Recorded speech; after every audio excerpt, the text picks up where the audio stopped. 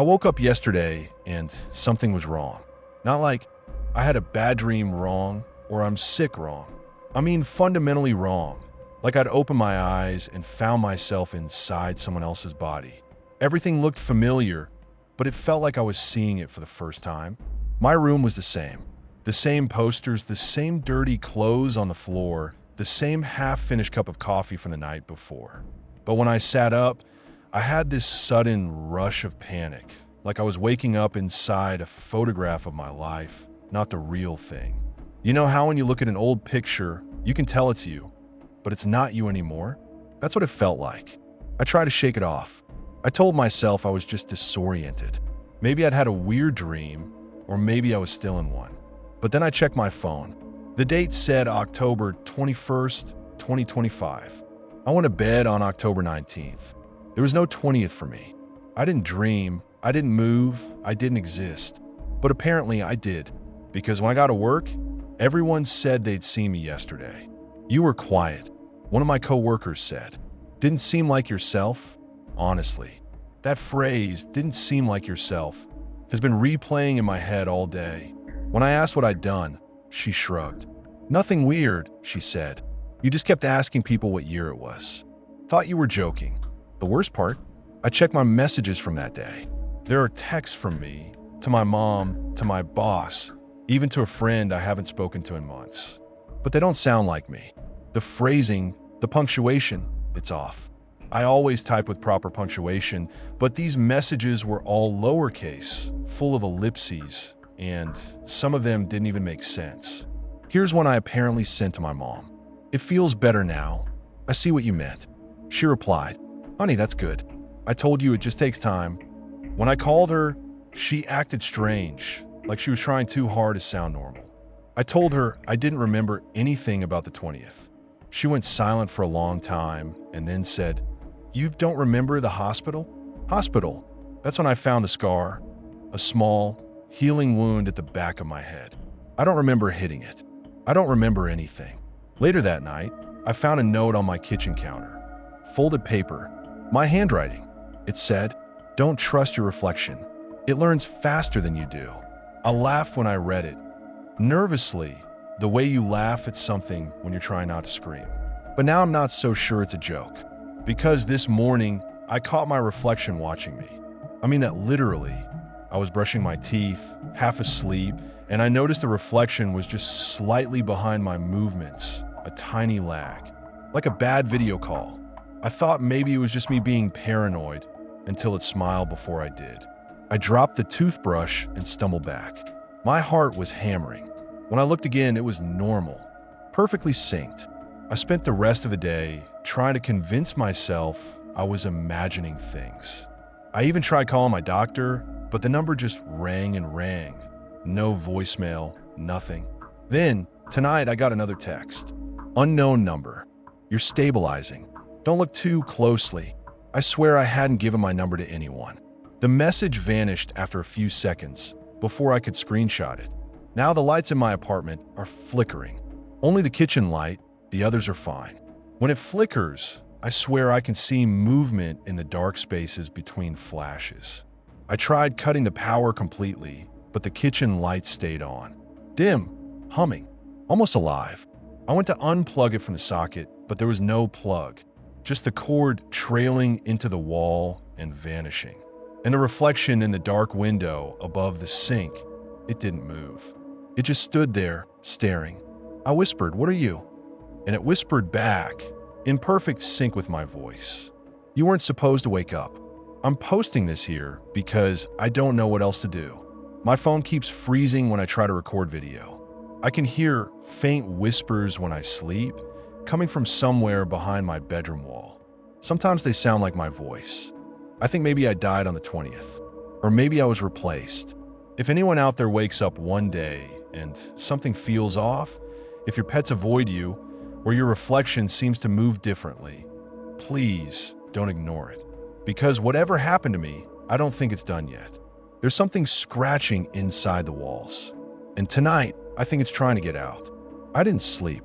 Every time I closed my eyes, the humming in the kitchen burrowed in behind my ears, the way a refrigerator does when you focus on it too hard. I kept catching myself looking at the window over the sink. It was just a rectangle of night, the orange sodium glow of the parking lot bending into it. But the window found ways to look like an eye. Once, I swear I saw the glass fog the way a mouth does on cold glass, like something on the other side breathed. At 4:12 a.m., the humming stopped. The sudden silence felt obscene. I got out of bed and padded barefoot across the cold hallway, careful not to look at the window. The kitchen tile sucked the heat out of me. My foot brushed a scrap of paper I hadn't noticed before. I bent and picked it up. It was a yellow Post-it. On it, in my handwriting, or whatever passes for my handwriting lately, was a short list with a title I didn't recognize, underlined twice like I was scolding myself. Stabilization notes. Under that, Rule 1, do not check the breaker more than once. If the power returns on its own, leave it. Rule 2, if the kitchen light hums, talk over it. Do not let it finish a sentence. Rule 3, never answer the mirror first. Wait until it speaks. Rule 4, keep the salt shaker upside down on the counter. Do not touch the spilled salt. Rule 5, do not say your full name after midnight. If you slip, bite the inside of your cheek. Rule 6, if your phone pings twice, ignore the second notification. Rule 7, if you feel safe, sit down and close your eyes for 1 minute. Safety is a decoy. Count to 60 and get out. At first, they read like the kind of crazy shit you write to yourself when you're trying to hang on. Arbitrary. A joke maybe. But there's a grease stain on the corner, the kind you get from leaving a note near the stove for days and pretending you'll move it. It wasn't fresh. I'd lived with this list. Whoever was inside my days on the 20th had lived with it. The humming started again while I was reading. It rose like someone winding a crank. I read Rule 2 and felt ridiculous and then said, "I'm not listening to you," out loud. My voice sounded dry and small. I added softer, "I'm not listening." The hum wobbled, like it heard me, like the motor skipped a tooth. I put the Post-it back on the counter and turned it so the rules faced the window. A petty, childish move. The kind of thing you do when your pretending symbolism doesn't work on you. I needed to be the one who could still be petty. I called in sick. I made coffee that tasted like cardboard. When I tried to stir it, I noticed my mug had a hairline crack that spiraled down like frost. I swear the crack hadn't been there yesterday. At least I don't remember it. My memory has edges now where there weren't edges before. Things snag on them. At 9:03 a.m., my mom called. I stared at her name on the screen until it stopped vibrating. Immediately, another notification popped up. A second ping. Same number. No voicemail. Rule 6. Ignore the second one. I didn't pick up. I waited. When I finally called back, she answered on the first ring. "You sound better," she said too brightly. You can hear a smile over the phone if you listen. Hers was the smile nurses have when they're about to insert a needle. "Mom," I said, "can you tell me what happened at the hospital?" She made a tight little noise. "Honey, are you sure you want to talk about that?" "You brought it up," I said. "You told me I don't remember the hospital. That implies there was a hospital. So, I'm at work," she said quickly. Paper shuffled. Or maybe she moved the phone from one ear to the other. "Can we talk tonight? Were you there with me?" I asked. She paused so long, I thought the line had died. "Yes," she said finally. It sounded pried out of her. "What did I do on the 20th?" I asked. My throat felt raw. "What did I say?" "You were upset," she said. "You kept asking what year it was. The doctor said it's normal after a concussion. They said it would settle. Concussion. That would explain the scar on the back of my head." "What hospital?" "Rivermouth," she said. Then, carefully, "Are you alone right now?" "Yeah." "Good," she said, and something in her voice relaxed that made me hurt. "Keep it that way. Just keep yourself calm, okay? Don't go looking for answers when you're..." "I'm fine, Elite." "Don't look too closely," she added, and the line clicked dead before I could say anything else. The exact phrase from the unknown text. Don't look too closely. If that was a coincidence, it was the cruel kind. I showered and dressed and went to Rivermouth because that's what sane people do when something is a question. They put their body in front of the answer and see what it does.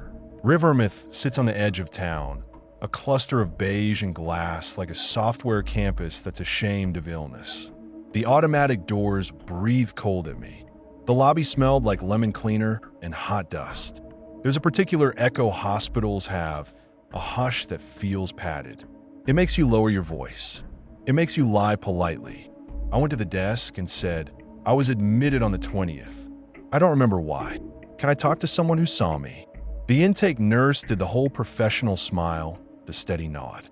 Name. I gave my first and last name, and then remembered Rule 5 and bit the inside of my cheek hard enough to taste iron. Sit tight, she said. Someone will come out. I sat in a chair molded to suggest comfort. Across from me, a TV played a silent cartoon of a cartoon dog telling a cartoon cat to wash its hands. A little kid with a swollen cheek cried in bursts, like a car alarm 2 blocks away. I watched the double doors to the back open and close. There's a secret rhythm to those doors. Who can pass? Who must wait? A woman in slate scrubs came out. She had the posture of someone who doesn't need a badge to have authority. You were here 2 days ago, she said. No preamble. You hit your head pretty bad. You were very insistent on going home. I don't remember, I said. That happens, she said, eyeing my pupils with a quick pen light. You refused imaging more than once. Signed to form yourself. Seemed oriented. You kept asking the date. Did I ask the year? She looked at me like I'd told a stale joke. Everyone asked the year in here, she said. You weren't special. Was there anything else? Anyone with me? Your mother, she said. She checked a tablet. A friend brought you in. Dispatch note says he found you in your kitchen. You'd cut the back of your head on a cabinet handle. You were disoriented. What friend? She angled the tablet up at her so I wouldn't see and scrolled with one careless thumb. No name listed, she lied badly. I can sign a release, I said. I could see my own chart. You already did, she said. On the 20th. Her eyes flicked to the scar on my hairline, softened for a second, then went hard again. Look, you were here. You left. If you're feeling strange, I recommend you check in with your primary care. That number never connects, I said. Try again, she said. Then, louder, we're done here. I didn't adjust well to being dismissed. The thing about polite institutions is they need you to participate. If you act like a patient, you get treated like one. If you act like a problem, you get treated like a problem. I chose the second one. I waited until she went back through the double doors. Then I got up like I needed the bathroom. I followed a volunteer with a food tray and caught the door before it closed. The hall beyond smelled raw and bright, antiseptic and printer toner. Past the junction, there was a frosted window that said records in that fake-friendly font hospitals love. The window was open. A man sat behind it with a headset and a haircut that tried to look younger than his face. I need my discharge papers, I said out of breath. Let sound convince him I belonged. Name, he said. I gave him my first name and bit the inside of my cheek again before the last name could follow. He waited, eyebrows up. You're not in the system with just a first name, he said. Checking her incident report. I said, the words spilling without my permission. The phrase felt planted on my tongue, like gum. October 20th, fall, kitchen. There's a post-it on it. Look, he blinked, annoyed, and spun in his chair to a wall of gray drawers. He pulled one without looking, like he'd done it 1,000 times. His fingers ran the edges. He stopped. His posture changed. He took a thin folder out and looked down like it might look back. He closed it halfway and slid it through the slot. You're not supposed to have this, he said. Someone's already made a copy. On top of the form, there was a yellow post-it folded over so it wouldn't stick to anything else. In my handwriting, ask for ME door. I didn't know what that meant. I didn't need to. Words sink hooks when they're meant for you. The discharge paper was bland. Fall at home, minor scalp laceration, no loss of consciousness observed, patient refused CT, recommended observation, blah blah. In the margins, someone had scrawled a note. Point keeps asking for the other elevator. Redirect. Moe door. I said to the headset man, never heard of it. he said too quickly, gaze skittering past me. We're done here. On the way out, I passed a utility hall with a sign that said authorized personnel only. At the end of it, tucked where two corridors crossed at a wrong angle that made my eyes feel crosswise, there was an old service elevator with a metal accordion gate. Above it, in faded black letters, me. Not an acronym I knew, not a label that meant anything, but seeing it made my palms go damp. Certain coincidences aren't coincidences, they're bait. I slid the gate with both hands. It screamed metal on metal, a sound like a headache. Inside, the floor was scuffed like someone had been dragged. Don't, someone said behind me. I turned. It was the nurse with the authority posture. She had a security guard with her now, a guy in a blazer that strained at his shoulders. You're not allowed back here, she said. I swallowed, throat too tight. What's the MV door? Maintenance and engineering. The guard said immediately. That's what it stands for. He didn't sound like he believed himself. Cool, I said. I'll just take it quick. The guard stepped closer. You're gonna leave, he said. He didn't touch me. He didn't need to. The hall narrowed around me. I backed away, hands up like I agreed. He followed until I was through the double doors again. At the last second, I saw the nurse pull the accordion gate closed and spin a key in a panel I hadn't noticed. Her face was tight in a way that made me think she'd seen worse than me and still chose to be scared now. Back outside, the sky looked wrong. Too thin. The clouds had a printed-on quality. I know that sounds dramatic. It felt dramatic. I went home because there was nowhere else to go. The kitchen light was humming again. I set my phone on the counter, and the post-it with the rules flipped from the air of my movement. It landed face down, on the back, in pencil so faint you'd miss it if you weren't looking hard. There was a scribble. If the window breathes, count to 60. If you reach 60, it's not looking at you. I decided I hated whoever I was on the 20th. I tried to distract myself. Dishes, wiping down the counter. The salt shaker sat upside down, obeying Rule 4, a ridiculous little plastic cap, nipple pointing at the ceiling. I had a childish urge to flip it right side up just to assert control over one molecule of my space. I didn't. The spilled salt made a gritty crescent on the counter, like a coastline. At 6:17 p.m., my phone pinged. Then, after a breath, pinged again. Same number both times.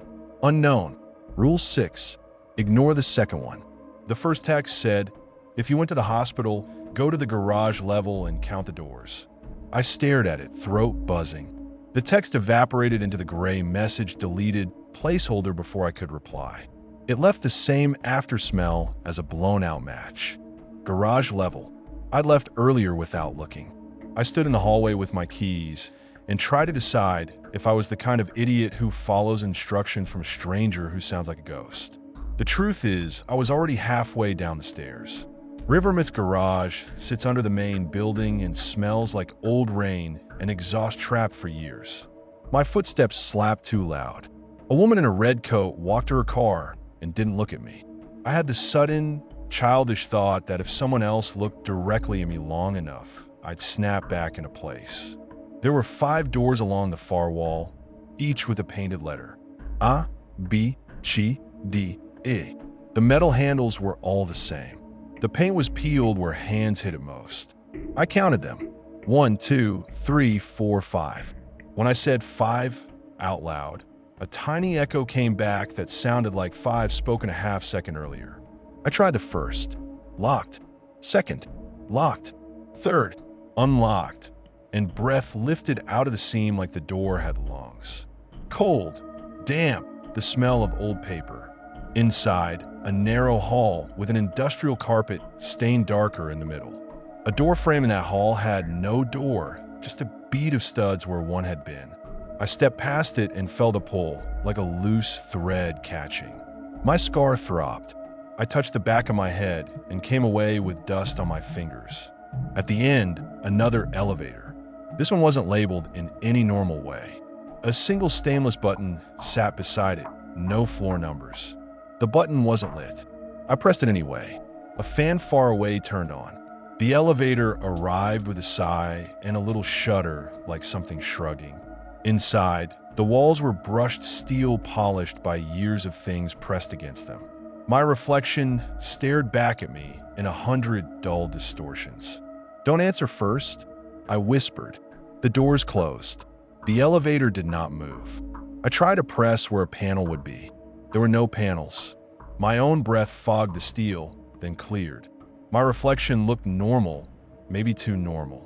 "You weren't supposed to wake up," it said at exactly my pitch, but not synced. It was a half second early, like it had rehearsed this, and I was late. "Fuck you," I said. I didn't know who I was talking to. The elevator shuddered and dropped. Not like a real drop, like a memory of falling. My stomach lifted, then settled, and when the doors opened, the light was different. Older, yellowed in a way digital glare never is. The hallway ahead had white tiles that weren't white anymore. A corkboard on the wall held a dozen notices curled at the edges. My eye caught on one like a fish. Incident report. Date, October 20th, 2025. The edges were thumbtacked with surgical precision. A yellow post, it stuck to the bottom. This post, it was not in my handwriting. It was precise, neat at teachers. It said, "Learn to trust the safe rule." I stared at it until the black dots at the edges of my vision pushed inward. The safe rule. Rule 7. If you feel safe, sit down, close your eyes for 1 minute, count to 60, get out. Safety is a decoy. Trusting it felt like stepping into a ditch covered with newspaper. "He's not alone," a voice said behind me, flat and tired. I turned. A woman in a coat too thin for underground stood with a clipboard. She looked like an administrator whose life had been siphoned gently out over a long time. Her badge said dispatcher in fake gold. "You were told to leave it alone," she said. "No heat in it. You always come back." "Who are you?" I asked. "Dispatcher," she said, as if I were being deliberately dense. "I move things where they go." "What am I?" I asked. It was the only question I cared about. My voice sounded like someone standing on a dock in the fog. "You're stabilizing," she said, the exact phrase from the text. "Stop looking too closely." Who keeps saying that? My hands were shaking. My mother said that. The text said that. Who wants me blind? "We don't want you blind," she said. "We want you normal." "I don't feel normal." "You won't," she said, "until one of you stops asking questions." "One of me," I said. She tilted her head at the corkboard. "Read your incident report if you need the theater of it." I did. I bent and traced the forms with my finger like I could get meaning under my nails. Patient found at residence exhibiting confusion, repetitive queries, evidence of self-harm considered and dismissed, laceration consistent with backward fall. Repeated request to go back down. Redirected. Request to open the other elevator. Redacted. "I want to see the room I was in," I said. "You didn't have a room," she said. "You were in transit." "Between where and where?" "You'll feel better if you leave the edges alone," she said. Then, as if she remembered an old rule, "Read your notes." I turned the post-it she'd pointed out over. On the back, in pencil so faint it looked like grease, "The safe rule will cost you if you don't use it once." I laughed ugly. "So if I never sit," I said, "I lose. If I sit once, I win." "Nobody wins," she said. "You pick the consequences you can live with." "Show me the ME door here," I said. She considered me, then jerked her head down another hall. We walked. The walls felt closer than they were. The floor had a dip that kept trying to tilt me left like a ship listing. The ME door here was older, paint scabbed off, the handle replaced with a heavy ring. The dispatcher knocked once, listening to the knock. She unlocked it with a keen notch like a heartbeat and swung it inward.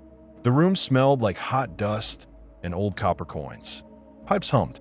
Somewhere inside, a radio hissed quietly with no station, the sound of an empty throat. "What is this?" I asked. "Maintenance and engineering," she said. "Also, meet and exchange. Also, make atonement eventually." We let the acronym do whatever work people need it to. They feel safer if there's a word. She let me past a rack of breaker panels. The labels were typed. The kitchen light in my apartment was on there.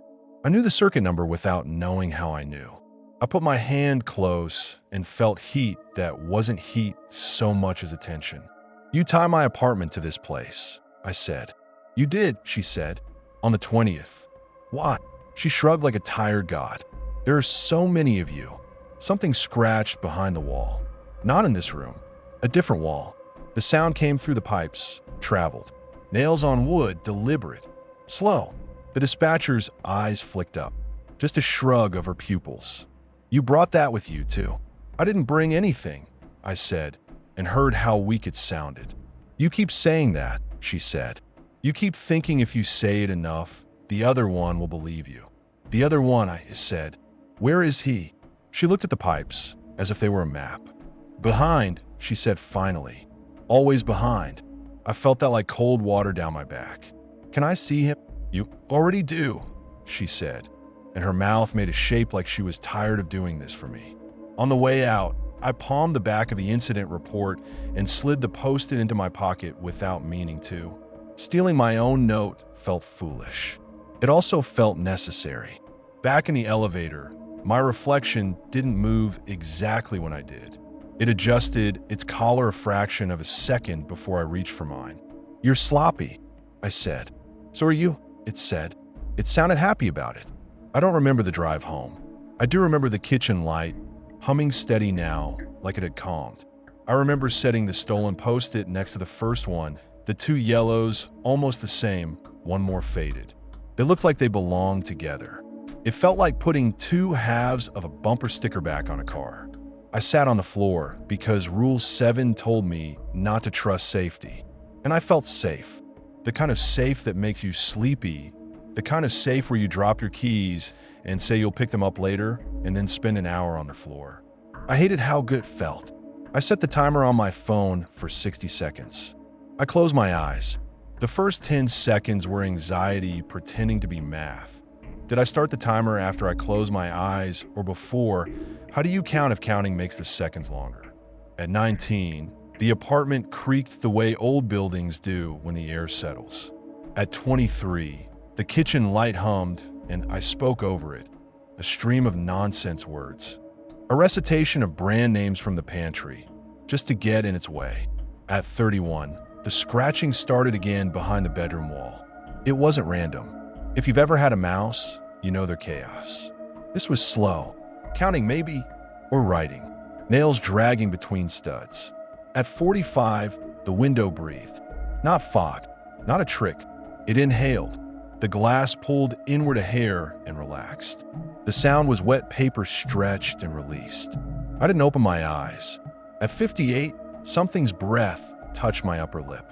The way a person's breath does when they're close enough to kiss or close enough to bite. The timer on my phone vibrated against my thigh. 60.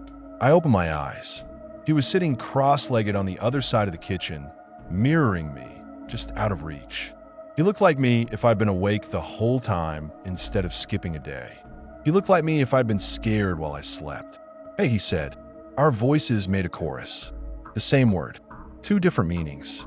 "I'm going to stand up," I said. "Don't," he said. "It scares them when we move too fast." "Who's them?" I asked. My mouth felt numb. He flicked his eyes at the window. "You know," he said, "the learning. Is that what you call it?" I said, "It learns faster than we do." "You wrote that," he said, nodding at the first note. "You figured it out before I did." "What happened on the 20th?" I asked. He smiled without humor. "You woke up," he said. Then I woke up. We tried to take turns. It didn't like that. "What is the kitchen light?" "A conduit," he said. "A microphone.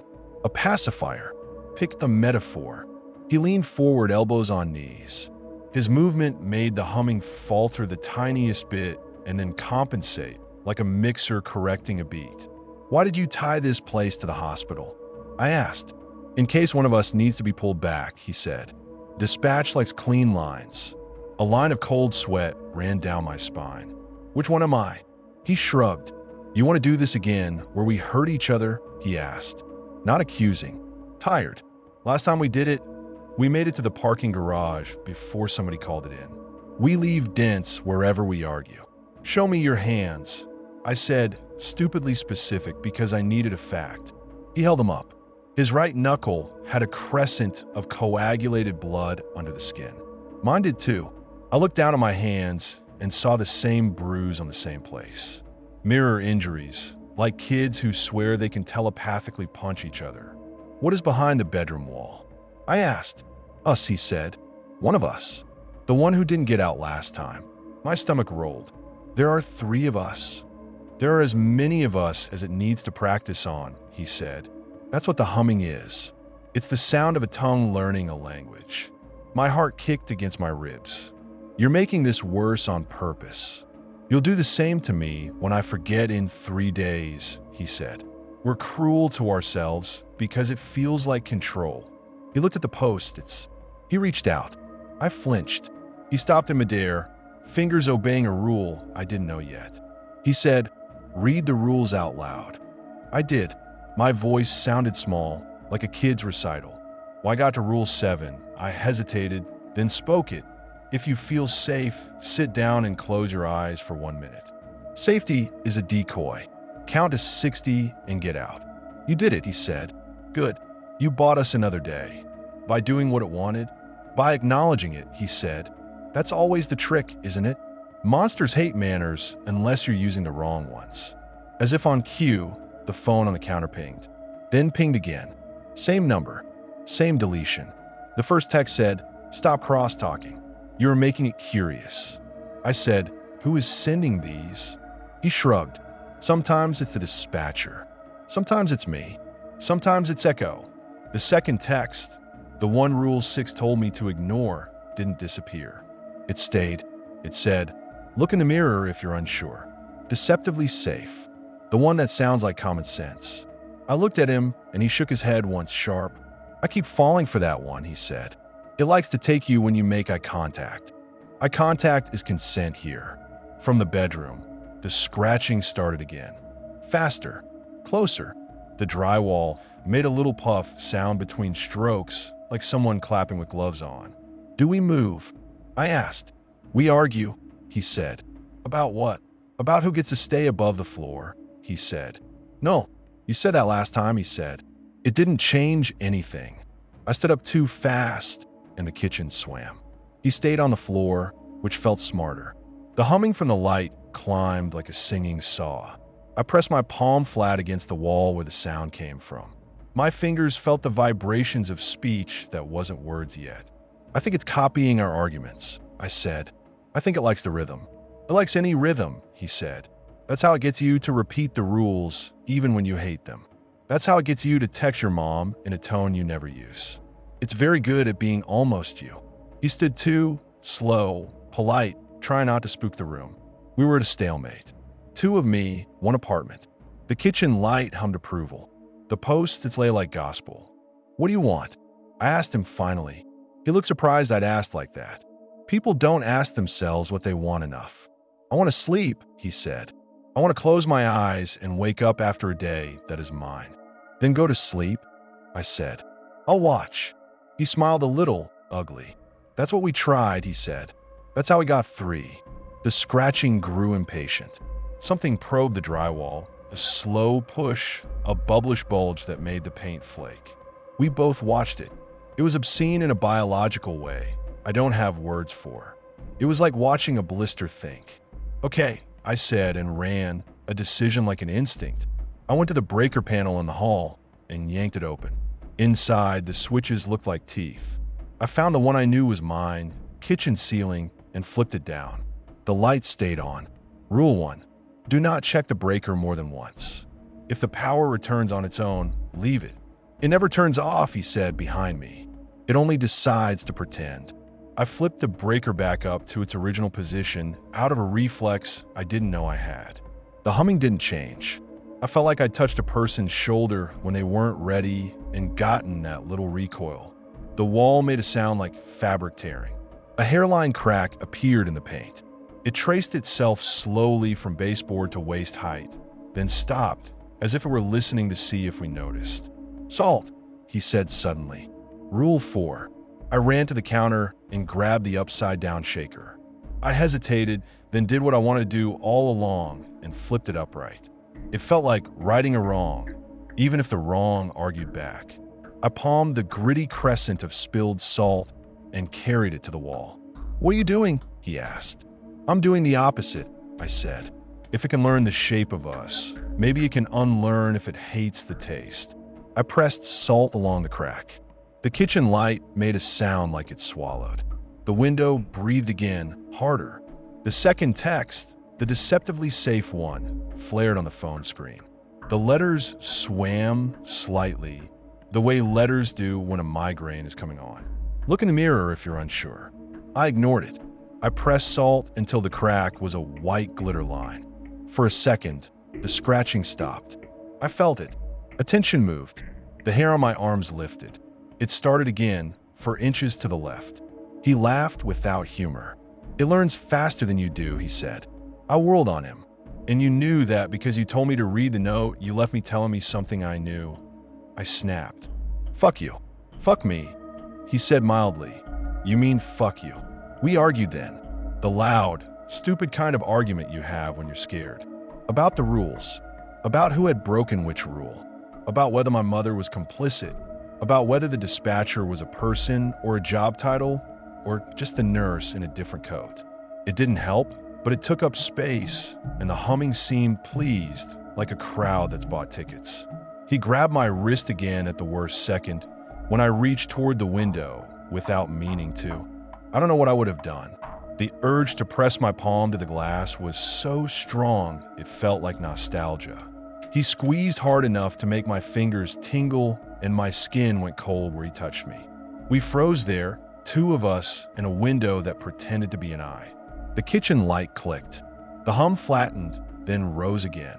A word insinuated itself into the sound. It was almost a word. It was my name. Not my first. My full name. Said softly, coaxing. Rule 5. Do not say your full name after midnight. If you slip, bite the inside of your cheek. I bit the inside of my cheek so hard a tiny tear opened. Blood bloomed, metallic and ugly. He did the same. I saw the motion, the flinch. The humming beat its wings harder, frustrated, and drifted away from the shape of the word. From the bedroom wall, a chunk of plaster gave way with a soft, petulant thud. White dust puffed into the air like chalk after a teacher claps the erasers together. I knew without looking that the hole was rounder than it should be. Mouth round. The air smelled like wet drywall and old mouse nest, sharp with urine, sweet with mold. "We can't let it in," he said. "No brevado. Just a fact." "How do we stop it?" I asked. "We don't," he said. "We get out. We hide." "Where?" I demanded. "Where do we hide from my own walls?" He looked at the post-it that said, "Trust the safe rule once." He looked at the corkboard copy I'd stolen, then at me. "We sit," he said. "Already sat," I said. "We bought a day. Then we buy another one with the same coin," he said. "Or we go back to the hospital and let them decide which of us gets to walk around. At least there they know where the doors are," I said.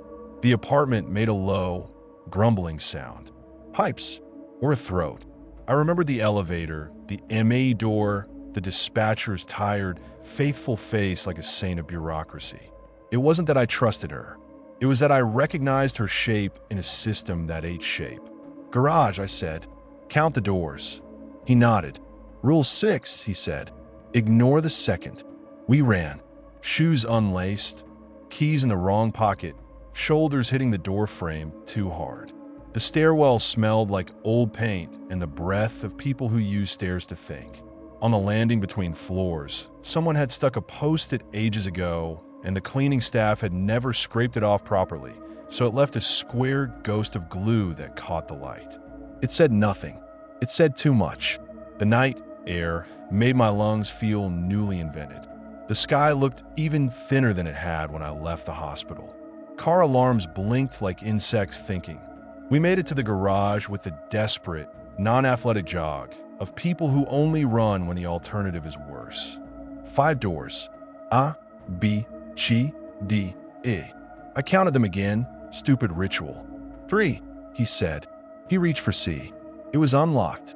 It breathed. down the narrow hall that smelled like damp cardboard, into the unlabeled elevator, my reflection ahead of me by a half beat, my breath catching up with itself, both of us avoiding eye contact with the steel. The door closed with a sound like a mouth. "Don't answer first," I said, and kept my eyes on the floor. We descended. The elevator made the same memory of falling. When the doors opened, the light was the same old yellow. The corkboard was there. The dispatcher waited, as if we'd made an appointment years ago and she'd been on time since. "You brought both," she said mildly. "That's new for you. You said they like clean lines," I said. "Pick one." She grimaced like I'd offered her a raw onion. "That's not how it works," she said. "We don't pick. We hold the door." "For who?" "For whoever keeps the rules," she said. "That's how you stay readable. That's how the world reads you and doesn't kick you out as a typo." "So what do we do?" he asked. She pointed down the hall to the MA door with the ring handle. "One of you waits there," she said. "One of you goes back upstairs and sits for 60 seconds when it feels safe. If the window breathes, count to 60. If you reach 60, it's not looking at you." "You wrote that," I said. "Or he did." She shrugged. "I copy good notes." "What happens to the one who waits?" he asked. She looked at him for a long time. "He scratches," she said finally. "He complains. He keeps the other one honest." "Behind the wall," I said, and felt sick. "We can swap," he said to me, quick, with a politeness that tasted like blood. "I'll sit. You wait. Next time we switch." I try to be brave. I try to be noble. It's very hard to be noble when something wet and patient is chewing your drywall. "I'll wait," I said. "No," he said immediately. "You've got the scar. You've got the daylessness. You go upstairs. Why do you get to decide?" "Because I want you to sleep," he said. And it was the first true thing we'd said that didn't sound like a trick. "Because you'll make worse rules if you're tired." I wanted to fight. I wanted to be the hero. But I was so goddamn tired. I let the fatigue choose for me because it felt like someone had a pick and my bones were the only honest part of me. "Fine," I said. "I'll sit. You scratch." He laughed once, a bark, like I'd told a dirty joke at a funeral. Then he turned and walked toward the empty door. The dispatcher unlocked it and let him in. The hum of the pipes changed the way a room does when someone steps through a threshold that matters. He didn't look back. That felt like love or maybe resignation. The door closed with a whisper and a click. The dispatcher turned to me. "Go," she said, "before it gets curious." "Is curiosity bad?" I asked, not moving. "It's always bad," she said. "For them. For you. Curiosity is what keeps the door open. Curiosity is how it learns your face." Back in the elevator, I watched the floor in case my reflection tried something clever. It didn't. It knew me. It knew when I needed to pretend I wasn't afraid. Up in the garage, the cold air smelled like rubber and leaves. I counted doors the wrong way to confuse the part of me that liked counting. 5, 4, 3, 2, 1. I took the stairs 2 at a time and almost ate it at the landing because my legs forgot how to bend. In the apartment, the humming waited like a patient teacher. The window breathed once like it had been holding its breath while I was gone. I set the timer. He set. I closed my eyes. I felt safe, which I have learned is not a gift, but a baited hook. 10 seconds. 15. The scratching started again behind the wall, but it was slower, less urgent, less performance for my benefit, more complaint from someone doing a job they didn't apply for. 30. The kitchen hummed, and I talked over it with a list of street names from my childhood, the way the syllables felt like rocks in my mouth, grounding. 40. The window breathed, and I didn't look. 59. 60. I opened my eyes. The kitchen was the kitchen. The salt line on the wall had smeared as if someone pressed their nose to it and snorted it like it was something better. The crack in the drywall was gone. Not repaired, not patched. Gone, as if it had never been there, a lie the wall swallowed. My phone buzzed. One ping. A text from unknown. "Good job. Don't look too closely." I wanted to throw the phone into the sink and turn the disposal on and listen to it die like a bug. Instead, I put it face down on the counter and went to the bedroom and put my ear to the wall. On the other side, something breathed slow and careful, like it had learned my rhythm and was trying it on. Nails scratched once, twice, like a person adjusting in bed. "Hey," I said softly, because cruelty and kindness sound the same when you press your mouth to plaster. On the other side, my voice answered, not quite synced, fond and tired and a little pissed. "Hey, I don't have a moral for you. I don't have an ending. I have a post-it on my counter with 7 rules and pencil scribbles on the back that change if I stare too long. The words slipping into something I know I'll read tomorrow and not recognize. I have a kitchen light that hums and doesn't have a plug, a window that breathes like it's on a ventilator, and a wall with lungs that know my name but won't say it until I slip. I have a mother who won't say what she saw because saying it would lay a track the thing can learn. I have a dispatcher who stands like a coat rack in a doorway underground and keeps a key for a door that was probably never meant for people. I have strangers texting me in my voice, telling me to keep the edges soft. I have a coworker who thinks I'm making it up for attention and looks away from reflective surfaces when I'm around without knowing why. I have a calendar that skips a day and a scar that itches like a mouth healed shut. I have, most nights, the sound of nails behind the wall, slow and rhythmic, a metronome for my fear. When it eases, I know he's asleep. When it stops, I know he's listening. When it speeds up, I sit down and close my eyes and count to 60 because sometimes the safest thing is the trap you'll crawl into willingly, the kind with your name carved inside. If you wake up and the date is wrong and your reflection is too polite and your kitchen light hums when the house is quiet, write yourself a note. Fold it. Put grease on it. Make it look like it's lived in. The rules don't have to make sense at first. Make 2 or 3 of them arbitrary. Turn a salt shaker upside down. Leave the breaker alone. Ignore the second ping. Don't say your full name, even if you feel stupid, especially if you feel stupid. And remember Rule 7, the deceptively safe one, the one that feels like a trick because it is a trick. If you feel safe, sit down and close your eyes for 1 minute. Safety is a decoy. Count to 60 and get out. Because whatever you are, whatever I am, whatever is learning us, it loves the parts of you that stop asking questions. It loves a confident blink. It loves when you believe the frame around the picture more than the picture. There's something scratching inside the walls. It will keep scratching because that's the job we gave it. Tonight, it will try again to get out. It will press its mouth to the seam and breathe my air and thrum the wires and make my name taste pretty. It will wait for me to answer first. I won't. I'll talk over the hum until my voice is raw. I'll count with my eyes closed. I'll keep the mirror at the corner of my eye where it belongs. I'll read my own handwriting and pretend it came from friend. And when the window breathes, I'll face the room and keep still because if I reach 60, it means it isn't looking at me. If I don't reach 60, you'll know. You'll see me somewhere, asking the date like a joke I can't stop retelling, my punctuation sloppy, my text soft and lowercase and full of ellipses where my teeth used to be. If that happens, don't trust the reflection when it smiles first. Don't look too closely. Please, listen for the scratching. It's me. It's us. It's trying to get out.